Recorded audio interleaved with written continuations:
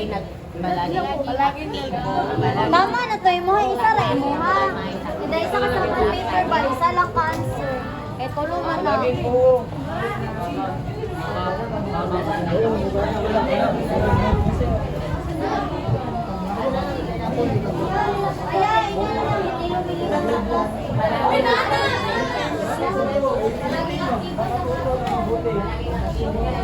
Makatuto na mabuti. Ilan po? May pension ka ba?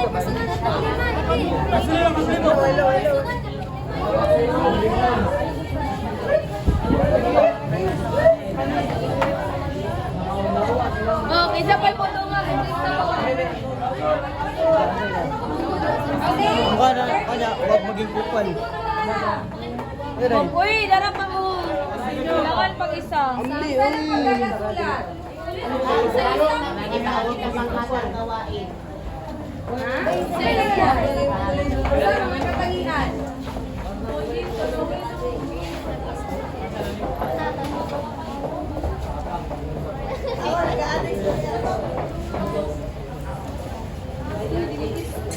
Okay, tapos na? Mari nyo na yung ipastig dito sa bangki Sara. Yan ay ilagay sa pinto na. Dito po na yung pinto.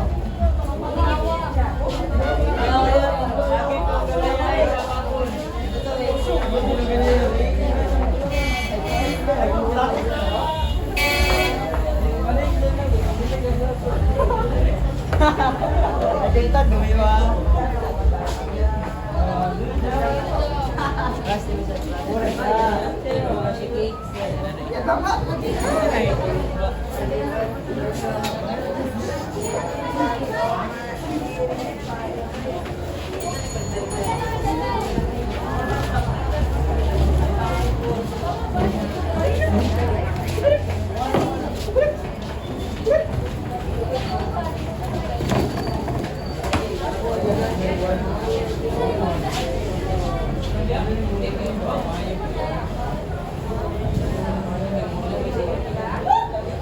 Okay, tapos na ba?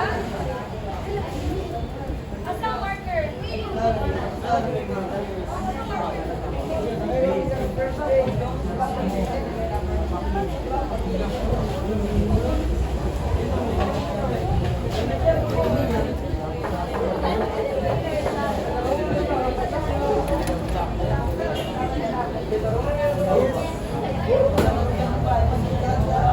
Okay, bali na kayo kumuha kapag tapos na yung negosyo ng katulong ako kasi.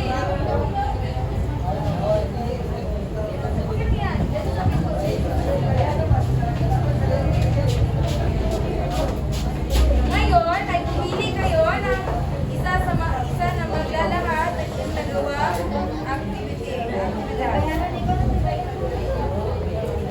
Okay, unang pangkat.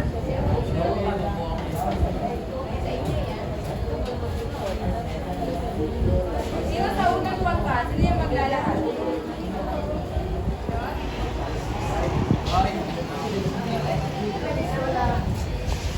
Okay, lakasan ang boses upang marinig ito sa may lura.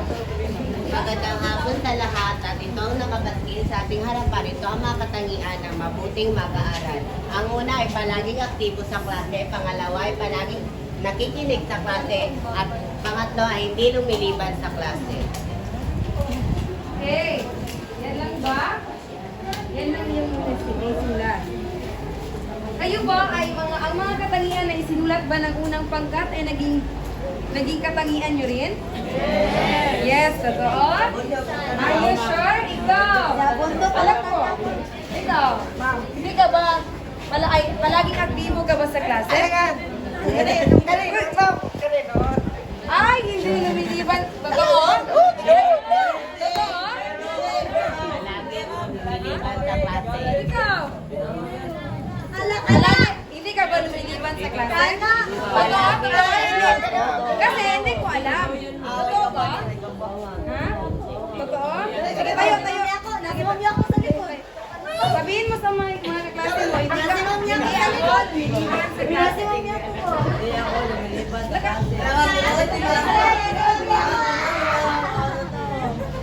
Totoo?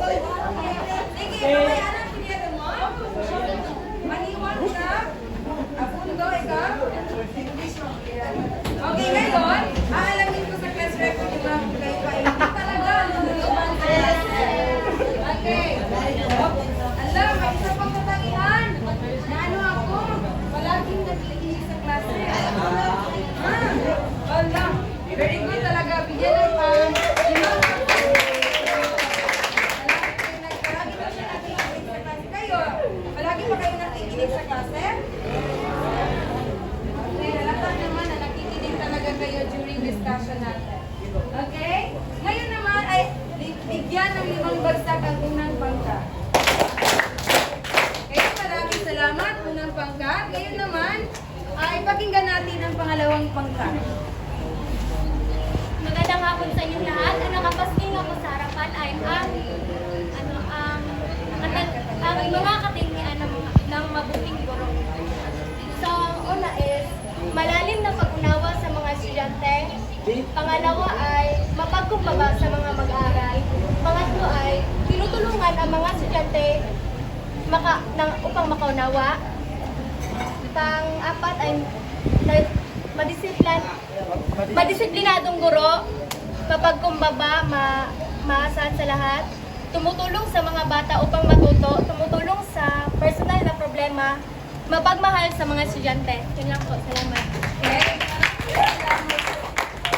Pangalawang pangkat, napakaganda ng mga katangian ninyong binahagi sa ating klase ngayon sapagkat ito ay yung mga katangian ng mga guro ay nakakatulong yung mga daan ng mga puso ng inyong mga guro. Ito ay paalam ko sa inyong mga guro. Dahil nakita ninyo ang kanilang mga ipinapakita sa inyo bilang isang malalim na pag-unawa sa mga estudyante, mapagpakumbaba sa mga mag-aaral.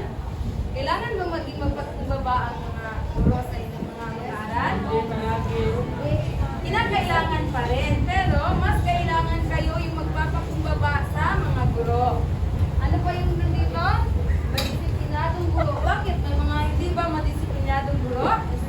Ala, yes! Baka gusto mong i-drop yung name. Ay, wag na lang pala. Si Circuit. Charis. Baka marinig. Video pa naman ito. Baka marinig, wag na lang. Okay? Pero, hindi yan siya kailangan tawagin.